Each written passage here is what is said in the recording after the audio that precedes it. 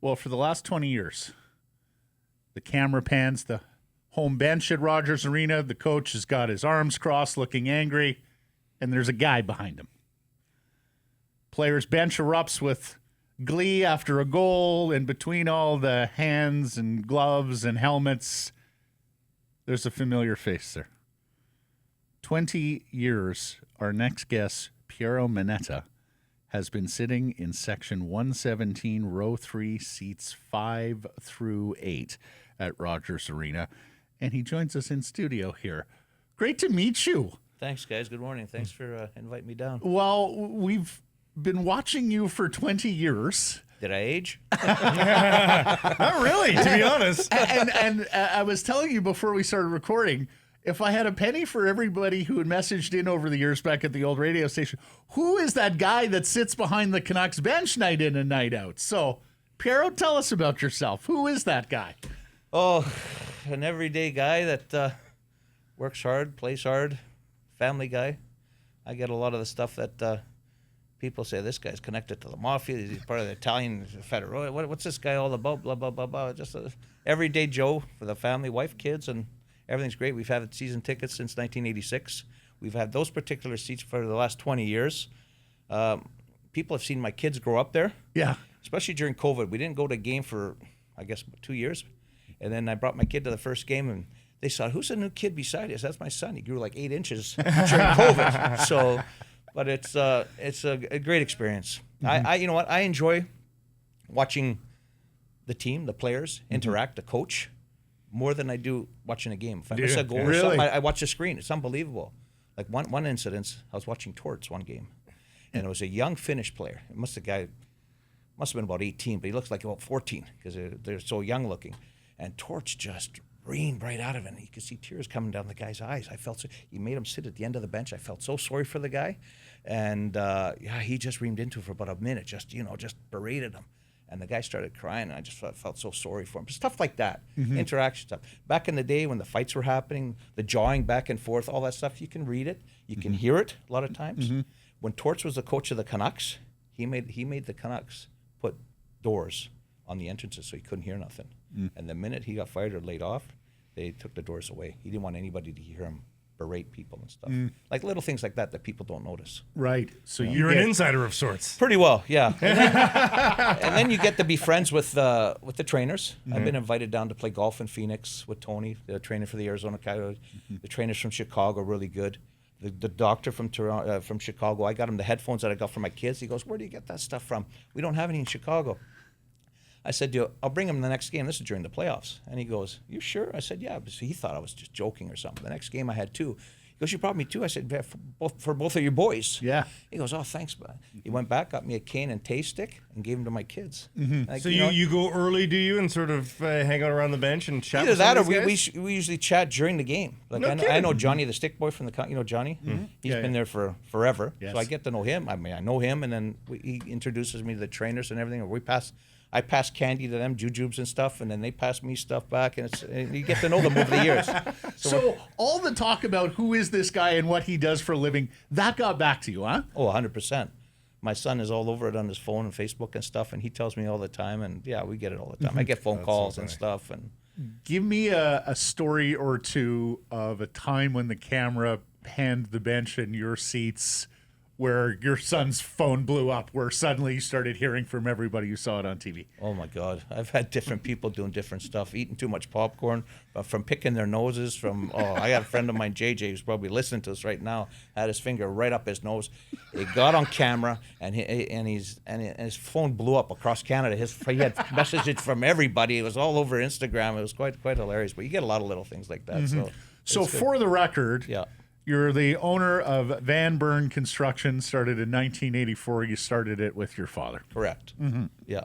Started it from there, and then my dad was a big hockey fan too. He loved the Canucks, and when we first lived in East Van, we lived a block away from the stadium, from the PNE. Right. And then I think the Pacific Coliseum got built in 68 or 69 for the 70 Canucks. And he was working all the time, so he didn't have a chance. But after we built the business, he wanted to get tickets. Let's get some season tickets. So in '86, we purchased some tickets. We were up in the Blues at the old Coliseum. And then a season or two after that, we went down to the Reds. And then when they built Rogers Arena, we moved over there. So when you went to Rogers, was it your goal to get behind the bench? Had you had those seats before? How That did you end up happened there? by total fluke. We had seats, I think, in 114 in the corner. But I wanted to get more into the center. So at the time, I knew Dave Cobb. Right. Dave Cobb and me grew up together and played soccer all our lives together. So I phoned Former Dave. Canucks and Van Ock exec. Exactly. Yeah. And now he's with Jim Pattison. He's CEO of Jim Pattison, right? So he, I reached out to him. I said, Dave, I got to get in the middle. Okay, well, come to a relocation night and we'll see what we can do. So we came out to relocation night, and there was 4 seats. Somebody, I guess, left. I don't know why, what happened. And I looked down there and I said, you know what, it's a little bit too close. The players are going to be standing in front of you. The coaches are going to be standing. How much of this game are we going to watch? So then I was debating, and then I said, you know what? Okay, I'll take those, and if I don't like them next year, I'll relocate again. So we took them. The first game we got on, the cameras got on us, everybody blowing up, and then I got to see all the players and the injured. I said, these are the best seats in the house. Thank God I took these seats. It was 50-50 that I wasn't going to take them. Yeah. And it ended up panning out. It worked out well. Some people don't like to look through the glass. You're okay looking through the I'm glass? okay with that. Yeah. I'm okay with that. Yeah. Are you a local celebrity around town, Piero? Do people stop you on the street going, man, you look familiar? Malls, dinners, restaurants. We've been to. Do they know where they've seen you, or do Yes. they like? No. They do? No. Okay. Yeah. Most of the people know, and then some people will say, I know you from Yeah, somewhere. somewhere. Where have I seen you? Somewhere Yeah, like this. I said, America's Most Wanted. Is it true? They go, no, not that. That's it. And then I said, you watch Canuck games? You go, that's it. You're on the Canucks. And I said, yeah. We've been to L.A. We've been to Phoenix. We've been to Palm Springs. If we're not in the airport, down there. One time, this is a hell of a story.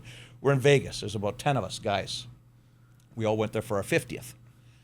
So we're in Vegas. We're at the Flamingo pool, sitting on, and the pool is jammed with people on a Saturday. And the guy was way over on the other side of the pool. He could have been a little bit tipsy. I don't know. He started screaming, "Hey!" The whole pool stopped looking at this guy. He started walking across the pool because it's only about 5 feet deep. He's walking across, and there's all of us sitting underneath the tent, the cabana, sitting there suntanning, this and that. I know you! And the whole place is looking like I was like a movie star or something. I know you! I know you. All my friends are laughing because they know where this is going.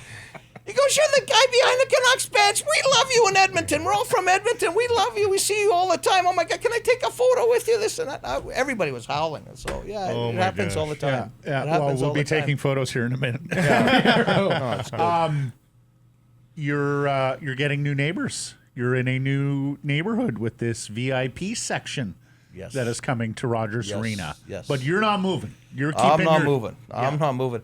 And we had this meeting, and I told Michael Doyle, the president, at the time that we don't want to move. I've been here for a long time. We love these seats. And at first I thought we were going to get moved. We didn't end up getting moving. Apparently rows 3, 4, and 5 didn't get touched. And hopefully it stays like that because we're lifelong fans and we want to stay there. We enjoy them. I'm going to pass them on to my kids. You and got an vice emotional attachment to this 100%, spot now. 100%. Doesn't matter if they do well or if they don't do well. We're always there supporting through thick and thin. And they sprung this on us, and like everything else in life, you know what I mean? Everything's going corporate.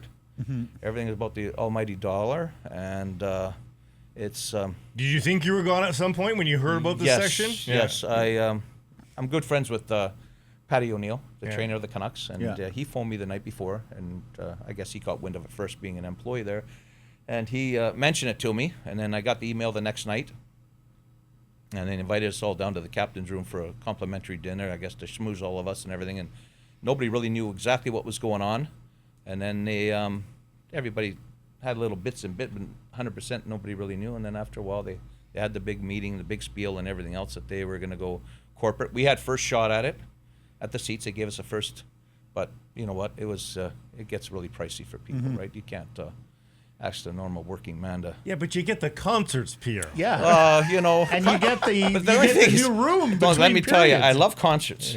Don't get me wrong, but I don't like every concert. Everybody has their likes, right? And like I said, if I want a burger or a hot dog, I'll go get one or something. I mean, it's not worth that. I mean, the whole experience would be beautiful and everything, but like I said, an everyday guy that a working person, it's pretty hard. But to the good afford. news is for them, for the Canucks' sake, is that you're not moving, and you're there every night. Yes. And if there's one thing we've learned about corporate ticket buyers in the sporting realm, they don't actually go every night. No, they don't. If you watch the Montreal Canadiens, Toronto Maple Leafs, they have what you call the President's Club. Same sort of ideal. Michael Doyle, who's the president of the Canucks business, was president of Maple Leaf Gardens business at the time, I guess, Maple Leaf Entertainment.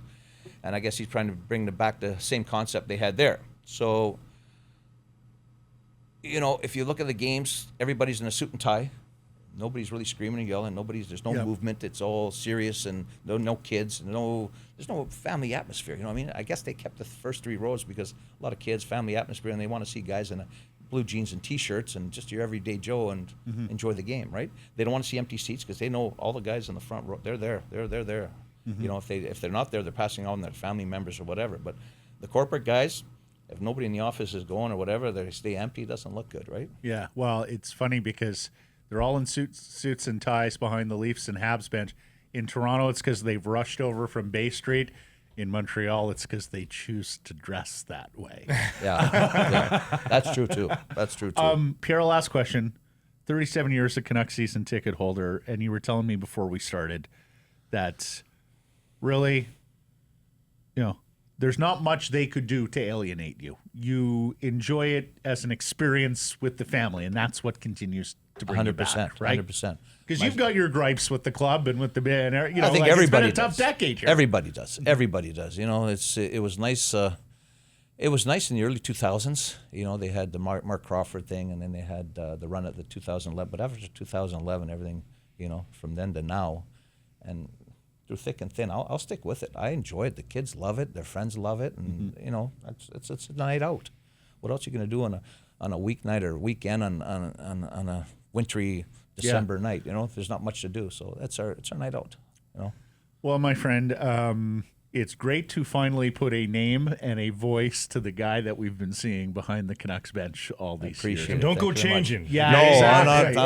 I'll never change. I'll never change. And you know what? There's a lot of times where I see a story, a feel-good story, something. I donate tickets to people that, you know, would love to go to see a certain team or certain game stuff. You know what I mean? You know, handicapped kids and stuff like that. So sometimes I'm not there because of that reason. You know, I donate a lot of high school and school functions and stuff. So everybody loves the experience, and they always phone back and thank me and stuff. And it's a totally different game down there, you know, compared to other seats there, because you get to see and hear everything. And once you're down there, people keep phoning me, can I get another game? Can I get another? Not for the hockey. I don't care what game you give me. Just, you know, let me go down there, and it's quite an experience. Fun. Well, there you go, everybody. He is not what you thought he was. He is forever a Canuck, 37 years season ticket holder, 20 years behind the bench. Thank you, Piero Manetta. No, thanks for having me down here, guys. And you know what?